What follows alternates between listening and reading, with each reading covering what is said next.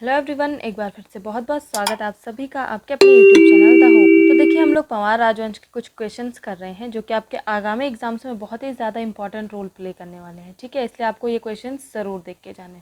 तो चलिए आज की टेस्ट सीरीज शुरू करते हैं। और आपका पहला क्वेश्चन है, देहरादून में प्रजामंडल की स्थापना का उद्देश्य क्या था। तो देखिए, देहरादून में प्रजामंडल का जो स्थापना का उद्देश्य था वह जनता को टिहरी राज्य के कुशासन से मुक्त कराना था। जनता को टिहरी राज्य के कुशासन से मुक्त कराना। ठीक है, अगला क्वेश्चन देखते हैं, पंवार शासनकाल में प्रचलित औताली क्या थी। तो औताली क्या थी, एक प्रकार की कर था, ये राजस्व कर इसको कहा जाता था। ठीक है, अगला क्वेश्चन देख लेते हैं, पंवार वंश में आय व्यय का अधिकारी को क्या कहा जाता था। आय व्यय के अधिकारी को, तो आय व्यय का जो अधिकारी था इसको कहा जाता था दीवान। ठीक है, अगला क्वेश्चन देखते हैं, पहला खैराती दवाखाना कहाँ खोला गया था। तो पहला खैराती दवाखाना जो है टिहरी में खोला गया था। कहाँ खोला गया था, टिहरी में। ठीक है, अगला क्वेश्चन देखते हैं, सर्वप्रथम किस परमार शासक ने अपने नाम के आगे शाह की उपाधि लगाई थी। तो सबसे पहले शाह की उपाधि किसके नाम के आगे लगी थी, बलभद्र शाह के नाम के आगे। ठीक है, उसके बाद जितने भी शासक आए हैं सबके अंत में आपको शाह देखने को मिलेगा। ठीक है, पृथ्वी शाह उसके बाद आया था, प्रद्युमन शाह अंतिम शासक था, तो सबसे पहले किसने लगाई थी, बलभद्र शाह ने। ठीक है, अगला क्वेश्चन देखते हैं, पंवार शासकों को शाह की उपाधि किसके द्वारा दी गई थी। तो देखिए, वैसे तो इसका स्पष्टीकरण नहीं है कि किसके द्वारा दी गई थी, लेकिन जैसा कि यहाँ पर ऑप्शन दिया हुआ है कि लोधी द्वारा दी गई थी या मुगलों द्वारा, शाहजहां द्वारा, या इसमें से कोई नहीं। तो पंवार शासकों को जो है किसी के द्वारा भी नहीं दी गई थी। ठीक है, तो इस चीज़ का आपको ध्यान रखना है। और अगर ऑप्शन में ये नहीं दिया हुआ है, इसके बदले आपको कुछ और दिया हुआ है, चंद दिया हुआ है या कोई भी शासक दिया हुआ है, तो तब आपको आंसर करके जाना है लोधियों के द्वारा। ठीक है, तो इस चीज़ का ध्यान रखना है आपको, क्योंकि कुछ कुछ बुक में आपका जो है लोधियों के द्वारा लिखा हुआ है। ठीक, तो ये चीज़ का ध्यान रखना है। चलिए अगला क्वेश्चन देख लेते हैं, तीलू रौतेली की घोड़ी का क्या नाम था। तीलू रौतेली की घोड़ी का नाम बिंदुली था। ठीक है, इसका क्या नाम था, बिंदुली था। और यहाँ पर आपको एक बात और ध्यान रखनी है कि तीलू रौतेली की जो हत्या कर दी गई थी नदी के किनारे, उस दिन को क्या कहा जाता था, गढ़वाल का कलंक। गढ़वाल का या उत्तराखंड का कलंक उसे कहा जाता है, उत्तराखंड के इतिहास का कलंक। ठीक है, ये आपको याद रखना है। अगला क्वेश्चन देखते हैं, गढ़वाल के इतिहास में नागकटी रानी के नाम से किसे जाना जाता है। तो नागकटी रानी के नाम से किसे जाना जाता है, रानी कर्णावती को। और इनको क्यों कहा जाता है नागकटी रानी, क्योंकि जब मुगलों ने यहाँ पर आक्रमण किया था और उस टाइम पर जो है गद्दी पर कौन बैठा था, पृथ्वीपति शाह। लेकिन पृथ्वीपति शाह जो था वो अवयस्क था, तो उसकी संरक्षिका कौन थी, रानी कर्णावती। तो रानी कर्णावती जो है मुगलों का यहाँ पर सामना करती है और जीतने के बाद, युद्ध जीतने के बाद ये क्या करती है, उनके सैनिकों की नाक काट देती है, इसलिए इसको नागकटी रानी के नाम से भी जाना जाता है। ठीक है, अगला क्वेश्चन देखते हैं, अगला क्वेश्चन है कि अभागा शहजादा किसे कहा जाता है। तो अभागा शहजादा कहा जाता है सुलेमान शिको को। और क्यों कहा जाता है, क्योंकि जब सुलेमान शिको, जब वहां पर मैंने आपको बताया था उत्तराधिकार का युद्ध चल रहा था, किस किस के बीच में, औरंगजेब और सुलेमान शिको के पिता के बीच में, दारा शिको के बीच में। ठीक है, किस किस के बीच चल रहा था, दारा शिको और औरंगजेब के बीच में उत्तराधिकार का युद्ध चल रहा था। तो क्या होता है, दारा शिको युद्ध हार जाता है और इसकी हत्या कर देता है औरंगजेब।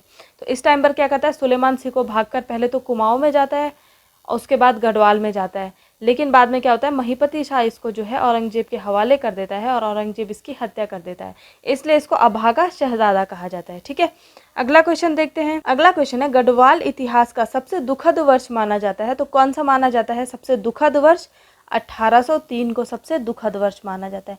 क्यों माना जाता है, क्योंकि इस टाइम पर यहाँ पर बहुत भयंकर भूकंप आया था, जिसकी वजह से जो है बहुत ज़्यादा त्रासदी हो गई थी और उसकी वजह से ही गोरखाओं ने यहाँ पर आक्रमण कर लिया था और 1804 में यहाँ पर कब्जा कर लिया था गढ़वाल में। ठीक है, अगला क्वेश्चन देखते हैं, अगला क्वेश्चन है, सर्वाधिक शासन करने वाला पंवार वंशीय शासक था। तो सबसे ज्यादा शासन किसने किया था पंवार वंश में, वो था मानवेंद्र शाह ने। मानवेंद्र शाह का जो शासनकाल है सबसे ज्यादा चला है। ठीक है, अगला क्वेश्चन देखते हैं, नवादा देहरादून में किस रानी का महल था। तो नवादा देहरादून में जो महल था वो कौन सी रानी का था, वो था रानी कर्णावती का। ठीक है, नवादा देहरादून में किसका महल था, रानी कर्णावती का।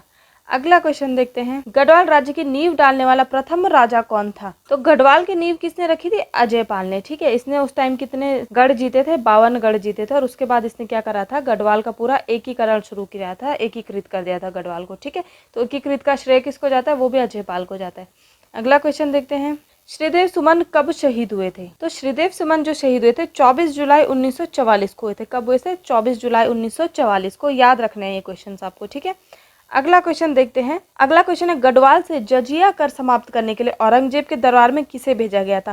तो औरंगजेब के दरबार में जो है जजिया कर को समाप्त करने के लिए पुरिया नैथानी को भेजा गया था। किसको, पुरिया नैथानी को। ठीक है, अगला क्वेश्चन देखते हैं, गढ़वाल जन जागरण का पितामह कहा जाता है। तो गढ़वाल जन जागरण का पितामह किसे कहा जाता है? तारादत्त गैरोला को। किसको कहा जाता है? तारादत्त गैरोला। ठीक है, अगला क्वेश्चन देखते हैं। उत्तराखंड का नेपोलियन कहा जाता है। तो उत्तराखंड का जो नेपोलियन है किसको कहा जाता है? अजयपाल को। ठीक है, अगला क्वेश्चन देखते हैं। और क्यों कहा जाता है? क्योंकि अजयपाल ने कितने गढ़ जीते थे? 52 गढ़ जीते थे और पूरे गढ़वाल का एकीकरण करा था। ठीक है, अगला क्वेश्चन देखते हैं। अगला क्वेश्चन है, गढ़वाल राज्य किस वर्ष अस्तित्व में आया? तो गढ़वाल अस्तित्व में कब आया था? 1515 ईस्वी में। ठीक है, अगला क्वेश्चन देखते हैं। अगला क्वेश्चन है, गढ़वाल में परमार वंश का शासनकाल 888 ईस्वी से कब तक रहा?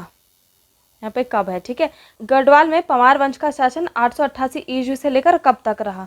तो 888 से लेकर ये रहा अगस्त 1949 तक। कब से कब तक रहा? 888 ईस्वी से लेकर और अगस्त 1949 तक। ठीक है, अगला क्वेश्चन देखते हैं। अगला क्वेश्चन है, नाला पानीगढ़ किस जनपद में स्थित है? तो नाला पानीगढ़ कहाँ है? देहरादून में। और नाला पानी का युद्ध कब हुआ था? 30 नवंबर 1814 में हुआ था। ठीक है, और किस किस के बीच ये हुआ था?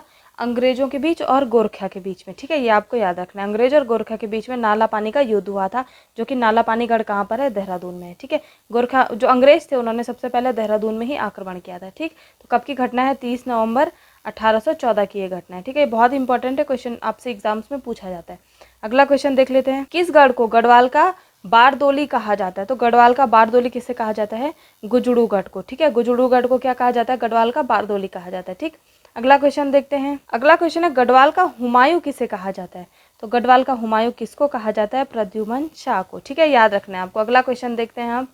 और अगला क्वेश्चन है आपका, रतन कवि का वास्तविक नाम क्या था? तो रतन कवि का वास्तविक नाम क्या था? रतन बहुगुणा। ठीक है, याद रखना है आपको, क्या था? रतन बहुगुणा। ठीक, अगला क्वेश्चन देख लेते हैं। भक्त दर्शन ने किसकी तुलना रविंद्रनाथ टैगोर से की है? किसकी तुलना की है भक्त दर्शन में रविंद्रनाथ टैगोर से? तो ये की है बद्रीदत्त पांडे ने। ठीक है, अगला क्वेश्चन देखते हैं। अगला क्वेश्चन है, सरोला ब्राह्मण प्रथा किसने शुरू की थी? तो सरोला ब्राह्मण प्रथा अजयपाल ने शुरू की थी। और क्यों ये प्रथा शुरू की थी?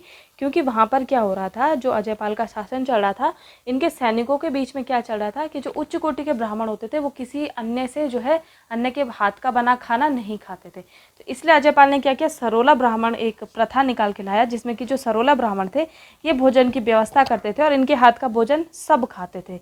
मतलब उच्च से उच्च ब्राह्मण भी सरोला ब्राह्मण के हाथ का जो है भोजन खाता था। ठीक है, अगला क्वेश्चन देख लेते हैं। अगला क्वेश्चन है, गढ़वाल विभाजन कब हुआ? तो गढ़वाल विभाजन जो है 1815 में हुआ था। ठीक है, 1815 में कब? जब यहाँ पर गोरखाओं का शासन समाप्त होकर अंग्रेजों का शासन शुरू हो जाता है और ये दो हिस्सों में बढ़ जाता है। एक तो टिहरी रियासत हो जाती है और दूसरा पवार राजवंश हो जाता है। ठीक है, ये हम आगे पढ़ेंगे, अभी हमने पढ़ा नहीं है। ठीक है, अभी देखते हैं टिहरी रियासत ने किस वर्ष अपना वन विभाग स्थापित किया? तो कब स्थापित किया था टिहरी रियासत ने? 1884 में। इन्हें आप ऐसे ही याद कर लेना। ठीक है, टिहरी के किस शासक की मृत्यु दीपावली बग्वाल के दिन हुई थी? तो किसकी मृत्यु हुई थी बग्वाल के दिन? उपेंद्र शाह की। ठीक है, उपेंद्र शाह की मृत्यु बग्वाल के दिन हुई है। अगला क्वेश्चन देखते हैं। अगला क्वेश्चन है, टिहरी घंटाघर कीर्ति शाह ने किसकी याद में बनवाया है? तो घंटाघर किसकी याद में बनवाया है कीर्ति शाह ने? ये बनाया है महारानी विक्टोरिया की याद में। ठीक, ये याद रखना है आपको, घंटाघर किसकी याद में बनाया है? महारानी विक्टोरिया की याद में बनाया है। और किसने बनाया था? कीर्ति शाह ने। ठीक है, अगला क्वेश्चन देखते हैं। कवि मौलाराम के वंशज किस वंश से संबंधित थे? तो कवि मौलाराम के जो वंशज थे वो किस वंश से संबंधित थे? तोमर वंश से। ठीक है, अगला क्वेश्चन देखते हैं। मुगल शहजादा जिसने श्रीनगर गढ़वाल से आश्रय लिया था, तो किसने लिया था श्रीनगर गढ़वाल में आश्रय? ये लिया था सुलेमान शिको ने। ठीक है, अगला क्वेश्चन देखते हैं। अगला क्वेश्चन है, पुराने समय में टिहरी को क्या कहा जाता था? तो टिहरी को क्या कहा जाता था? धुनार बस्ती। ठीक है, याद रखना आपको, टिहरी को क्या कहा जाता था? धुनार बस्ती। अगला क्वेश्चन देख लेते हैं। गढ़वाल के इतिहास में झांसी की रानी किसे कहा जाता है? तो झांसी की रानी किसको कहा जाता है गढ़वाल के इतिहास में? ये कहा जाता है तीलू रौतेली को। ठीक है, याद रखना है, गढ़वाल की झांसी की रानी कौन है? तीलू रौतेली। ठीक है, अगला क्वेश्चन देख लेते हैं। अगला क्वेश्चन है, गढ़वाल में एक छत्र सम्राट किस पवार शासक को कहा जाता था? तो एक छत्र सम्राट किसको कहा जाता था? अजयपाल को। ठीक है, अगला क्वेश्चन देखते हैं। राजा अजयपाल ने सरोला सभा की स्थापना किस वर्ष की थी? सरोला सभा की स्थापना, तो सरोला सभा की जो स्थापना है कब हुई थी? 1904 में हुई थी। ठीक है, अगला क्वेश्चन देखते हैं। जिया रानी का बचपन का नाम क्या था? तो जिया रानी के बचपन का नाम क्या था? मोला देवी। क्या था? मोला देवी। जिया रानी और मोला देवी आपको याद रखना है। ठीक है, अगला क्वेश्चन देखते हैं। टिहरी में हीवेट संस्कृत पाठशाला की स्थापना किस शासक ने की थी? तो किसने की थी हीवेट संस्कृत पाठशाला की स्थापना? ये की थी कीर्ति शाह ने। ठीक है, आगे देखते हैं। मतीराम और रतन कवि किस पंवार शासक के दरबार में थे? तो किस पंवार शासक के दरबार में मतीराम और रतन कवि थे? फतेह शाह के। ठीक है, इसके साथ ही साथ यहाँ पर 9 कवि जो टोटल थे 9 कवि थे। ठीक है, वो 9 कवियों के नाम मैंने आपको ऑलरेडी इस चैप्टर के डिस्क्रिप्शन में दिए हैं, वहाँ से आप देख लेना। ठीक है, अगला क्वेश्चन देख लेते हैं। मानशाह ने किस व्यक्ति को स्वर्णिम विजेता की उपाधि दी थी? तो स्वर्णिम विजेता की जो उपाधि है किसको दी गई थी? कालू भंडारी को। ठीक है, अगला क्वेश्चन देखते हैं। महाराजा नरेंद्र शाह चित्र संग्रहालय कहाँ स्थित है? महाराजा नरेंद्र शाह चित्र संग्रहालय कहाँ पर है? ये है आपका टिहरी में। ठीक है, अगला क्वेश्चन देखते हैं। किस पंवार शासक ने राजगढ़ी को ग्रीष्मकालीन राजधानी बनाया था? तो राजगढ़ी को ग्रीष्मकालीन राजधानी किसने बनाया था? पृथ्वी शाह ने। ठीक है, अगला क्वेश्चन देखते हैं। किस पंवार शासक का युद्ध राजा रुद्रचंद के साथ हुआ था? तो रुद्रचंद के समकालीन कौन था? बलभद्र शाह। ठीक है, तो इन दोनों का युद्ध भी हुआ था, बलभद्र शाह का और रुद्रचंद का, याद रखना है आपको। अगला क्वेश्चन देख लेते हैं। पंवार शासकों के समय सिक्के ढुलाई का प्रमुख टकसाल कहाँ स्थित है? सिक्के ढुलाई का प्रमुख टकसाल आपसे पूछ रहा है, तो कहाँ पर है ये? श्रीनगर में। ठीक है, अगला क्वेश्चन है। गढ़वाल में विनाशकारी भूकंप किस पंवार शासक के समय आया था? तो किसके समय आया था? प्रद्युमन शाह के। और कौन सा टाइम था वो? 1803 का। ठीक है, 1803 में ही आया था। ठीक है, अगला क्वेश्चन देखते हैं। विश्वनाथ मंदिर उत्तरकाशी का जीर्णोद्धार किस पंवार शासक ने करवाया है? तो किसने करवाया उत्तरकाशी विश्वनाथ मंदिर का जीर्णोद्धार? ये करवाया है सुदर्शन शाह ने। ठीक है, ये आपसे जीर्णोद्धार वगैरह काफी पूछे जाते हैं, इसलिए ये आपको पढ़ लेने हैं। अगला क्वेश्चन है। राजमाता गुलेरिया किसकी संरक्षिका थी? तो गुलेरिया किसकी संरक्षिका हुई थी? ये हुई थी कीर्ति शाह की संरक्षिका। ठीक है, अगला क्वेश्चन देखते हैं। गढ़वाल चित्रकला से जुड़ा एक प्रसिद्ध नाम है। तो गढ़वाल चित्रकला से किसका नाम जुड़ा हुआ है? मौलाराम। मौलाराम क्या थे? चित्रकार थे, चित्रलेखा। ठीक है, याद रखना है आपको। अगला क्वेश्चन देखते हैं। मौलाराम के चित्रकारी गुरु कौन थे? मौलाराम के चित्रकारी गुरु कौन हुए थे? राम सिंह। ठीक है, मौलाराम के गुरु का क्या नाम था? राम सिंह था। अगला क्वेश्चन देखते हैं। देवलगढ़ की विष्णु मूर्ति कौन सी शताब्दी की है?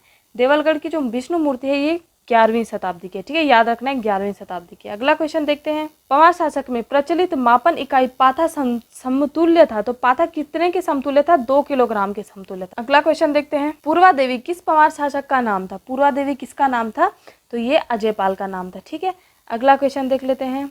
स्वतंत्रता के समय उत्तराखंड में कितनी स्वतंत्र रियासतें थी? तो कितनी रियासतें थी उस टाइम पर? एक ही रियासत थी। ठीक है, अगला क्वेश्चन देखते हैं। और वो कौन सी थी? टिहरी रियासत।